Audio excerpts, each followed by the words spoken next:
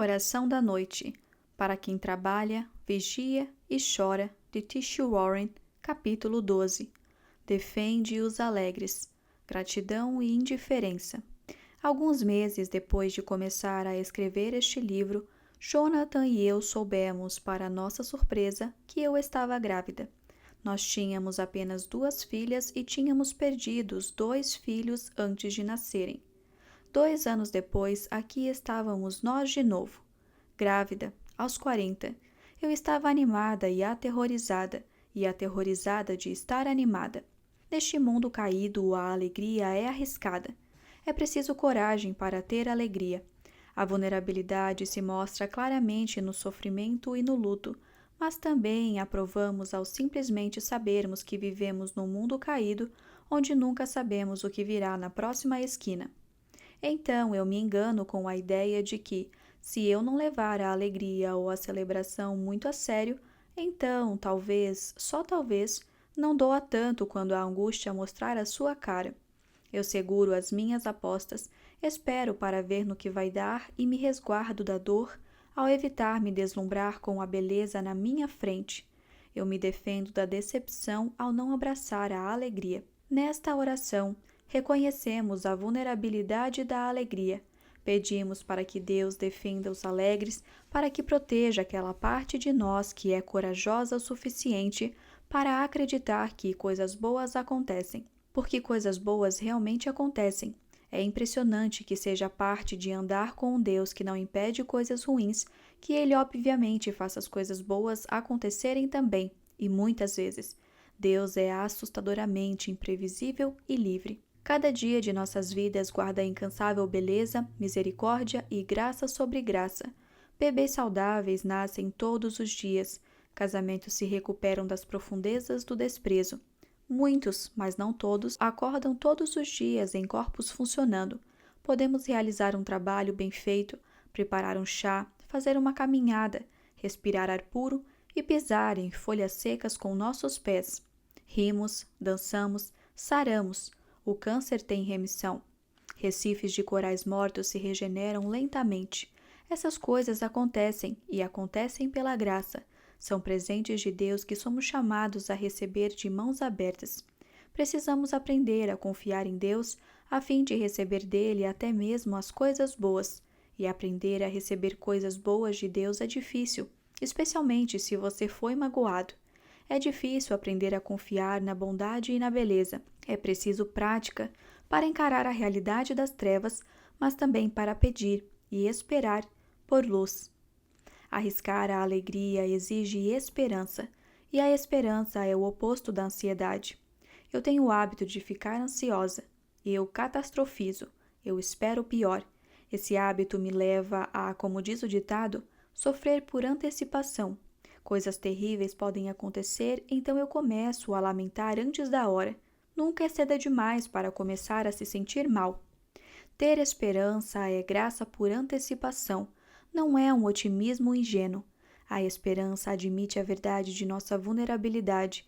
Ela não confia que Deus vai impedir que todas as coisas ruins aconteçam, mas presume que redenção, beleza e bondade estarão lá por nós, não importa o que aconteça.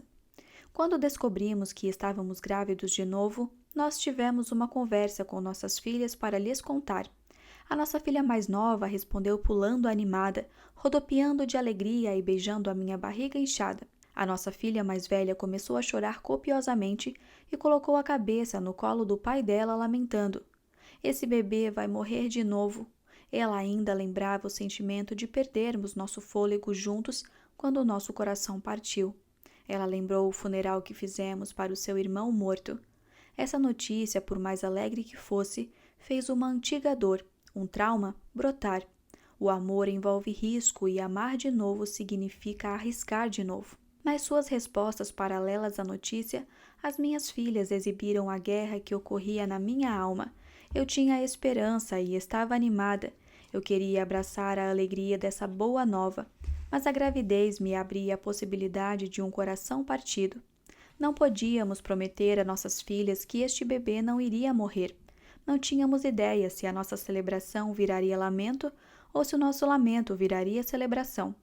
Tínhamos de esperar pelo desconhecido e permitir à esperança lentamente se desdobrar, sem qualquer garantia sobre como esta história iria terminar. Naquela noite, a nossa filha mais velha, uma artista em formação, passou horas desenhando 6 figuras com o mesmo tema, o seu novo irmão. Ela desenhou a nossa família com um bebê, ela sendo adolescente com o irmão menor, o seu irmão aprendendo a andar. Era assim que ela aumentava sua esperança. Ela orava com seu lápis e seu giz de cera. Ela tomou o árduo passo de se permitir sentir aquela alegre expectativa, de novo, e ao fazê-lo, ela se abriu à possibilidade da dor. Ela estava arriscando a vulnerabilidade da alegria, confiando em Deus que não seria um risco prejudicial, não porque ela podia contar com qualquer resultado, mas porque ela contava com Deus como defensor. Eu preciso aprender de novo e de novo a arriscar a alegria, a intencionalmente praticar a esperança. Uma amiga me deu uns sapatinhos que ela tinha feito para o nosso filho. Eram sapatinhos pequenininhos e adoráveis, com suas solas de couro e tons de verde e marrom. Eu decidi deixá-los no manto da nossa lareira, onde ficaram por meses, esperando o nosso filho. Era um exercício de alegria, deixando-os sentadinhos num lugar privilegiado como um símbolo de esperança. Mas também era como colocá-los num altar, esperando receber o que quer que Deus trouxesse. Um rio lento e frio corta a terra atrás da casa dos meus falecidos avós, onde minha mãe mora atualmente. É o meu lugar favorito. Fica no centro do Texas e mesmo em dias em que a seca assola a terra e mata plantações, esse rio continua a fluir. A sua fonte é um profundo aquífero subterrâneo, onde cerca de 200 fontes surgem de fissuras nas rochas bem abaixo da superfície. Essas fontes estiveram lá desde a aurora dos tempos, e eu suspeito que esse rio continuará enquanto a terra existir. Esta é a minha imagem de alegria. Esse lugar bonito, essa presença firme. Eu molho a minha mão nas ondas da água, mas o que eu posso tocar é apenas a superfície de uma profunda corrente infalível. Os cristãos possuem o que os teólogos chamam de visão sacramental da realidade. Cremos que as coisas da terra carregam consigo a presença sagrada de Deus. Quando experimentamos êxtase, deslumbramento ou glória, batemos de cara numa realidade sólida. A verdade, a beleza e a bondade do próprio Deus. Temos prazer nessas coisas porque elas participam em Deus. Depois de meditar sobre fragilidade e perda, esta oração relembra a encantadora amabilidade e leveza que permanecem no mundo, mesmo com o coração partido. Assim como esta oração nos lembra a cada noite que há pessoas morrendo, ou adoecendo, ou sofrendo, ou aflitas, ela também recorda aqueles cuja noite brilha de beleza, esperança e alegria. Em algum lugar, um jovem casal passa sua primeira noite juntos como marido e mulher. Viajantes veem auroras boreais, copos de champanhe são brindados por outros. Famílias se esquentam alegres nos seus pijamas assistindo aquele filme favorito. Amigos se reúnem para comer, trocam histórias, se inebriam na conversa e não querem que a noite acabe. Esses momentos são sacramentais. Eles participam de uma realidade que é sagrada e robusta. Contudo, sabemos que esses belos presentes podem ser perdidos, e um dia, quando morrermos, tudo estará perdido por um tempo. Porém, cremos que a alegria permanecerá. A alegria, então, precisa ser mais do que mera felicidade. Os apóstolos parecem um pouco malucos quando falam sobre alegria. Tiago vai tão longe a ponto de dizer que, quando passamos por provações, deveríamos considerá-las motivos de grande alegria. A única forma de entender isso é se a alegria tiver um fundamento firme como a rocha. Na angústia mais profunda, onde não se vê felicidade em lugar algum, a verdade, a bondade e a beleza que encontramos em nossos momentos mais felizes não deixam de ser reais ou confiáveis. Quando belos dons se perdem, o doador permanece, e o doador é a fonte suprema de alegria. Para começo de conversa, a realidade apontada pela realidade sacramental. Por isso, os cristãos abraçam a ideia de que os bens e os dons terrenos trazem alegria sem receio, mesmo que ainda proclamem uma alegria duradoura que permanece mesmo quando todos os prazeres se desvanecem. Praticar a alegria, então, é buscar a fonte de tudo que é amável e resplandecente.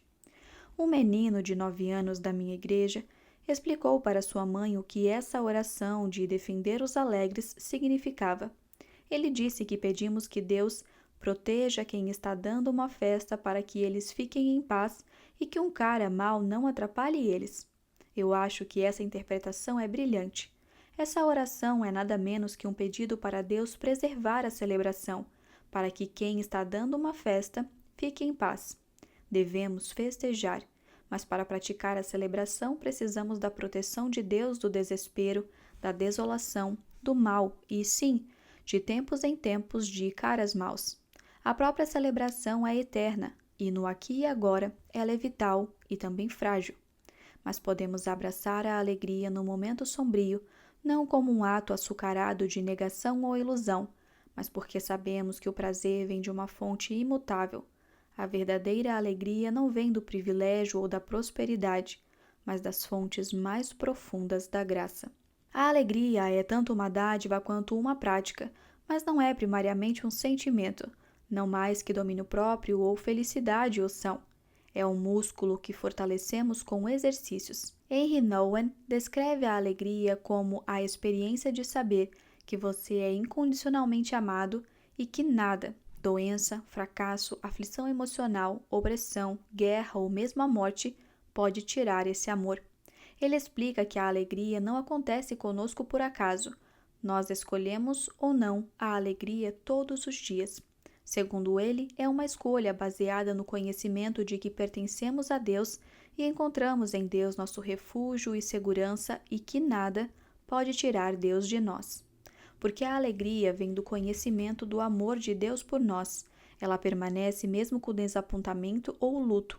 Nouwen afirma: tendemos a pensar que, quando estamos tristes, não podemos ser felizes, mas na vida de uma pessoa teocêntrica, a angústia e a alegria existem juntas. Praticar a alegria não é cultivar o otimismo, estar sempre animado ou minimizar a dor. Como o nadador pratica um nado específico ou um ioguista faz a posição do cachorro, nós, intencional e habitualmente, nos abrimos para o amor incondicional de Deus. Nós praticamos viver na realidade de que o amor é mais profundo e mais substancial do que qualquer necessidade que podemos apresentar a Deus. A banda Modest Mouse tem um álbum maravilhoso com um título igualmente fantástico: Boas Notícias para quem ama más notícias. Alguns cristãos varrem dúvida e desânimo para debaixo do tapete, pintando a espiritualidade como um alto astral constante sem tempo para lamento ou tristeza. Mas também há alguns cristãos que amam más notícias. Podemos torcer pelas trevas e, por mais involuntário que seja, ignorar a luz em nome de uma sinceridade sombria.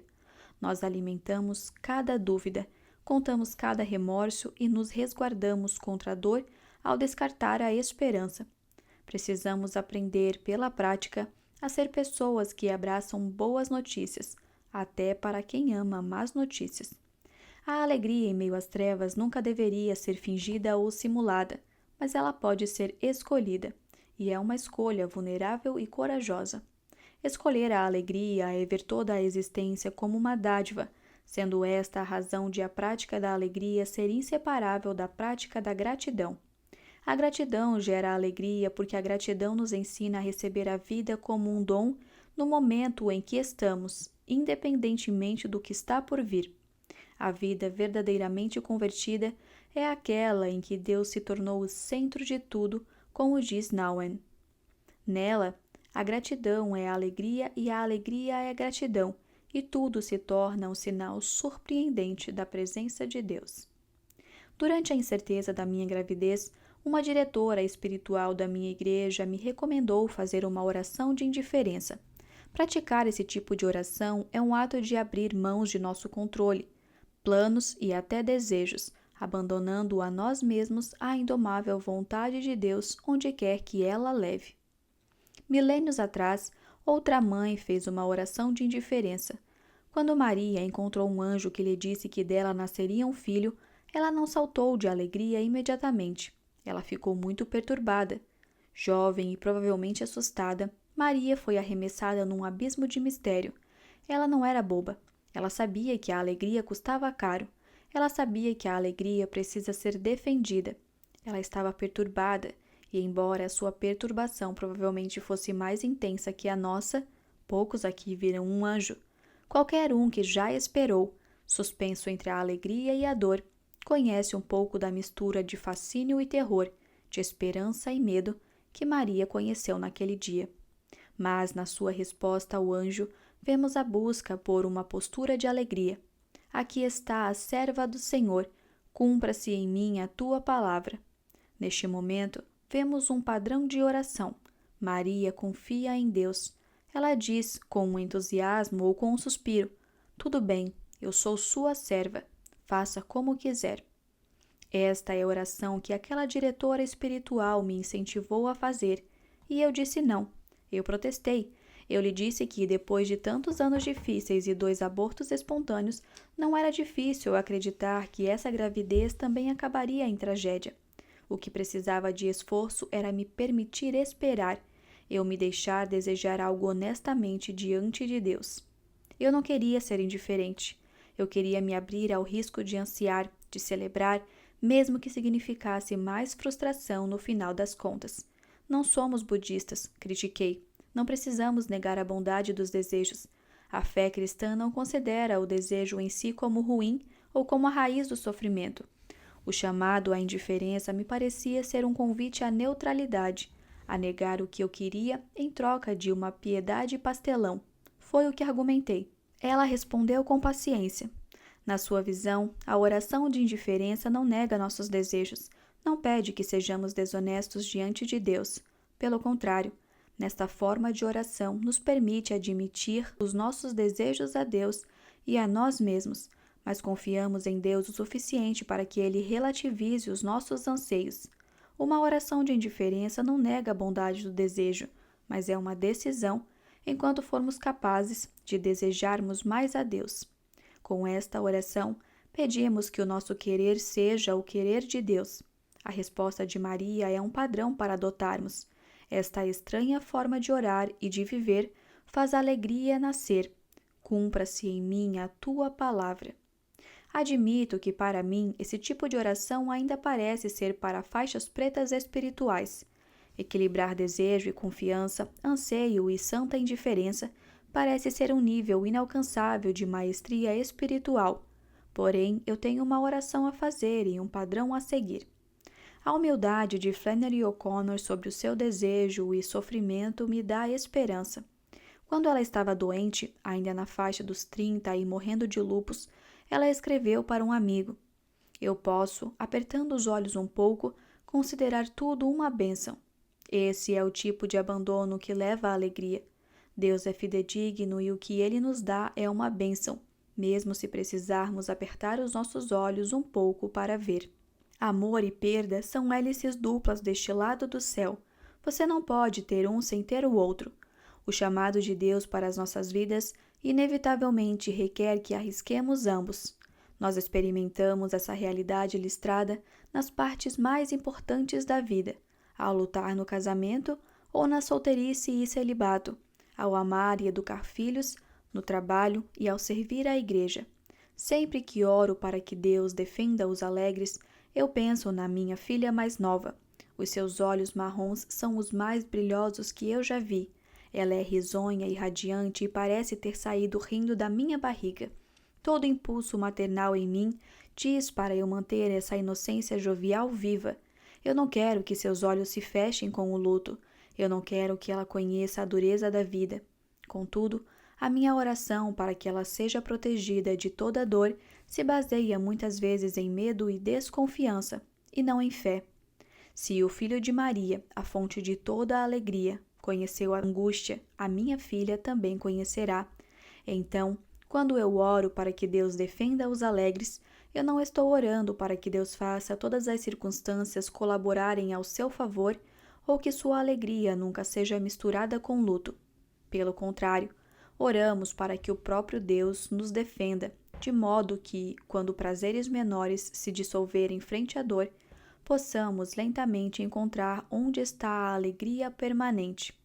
e oramos para que, debaixo da superfície das nossas vidas, fáceis ou árduas como são, haja uma corrente constante de amor que nunca se seque.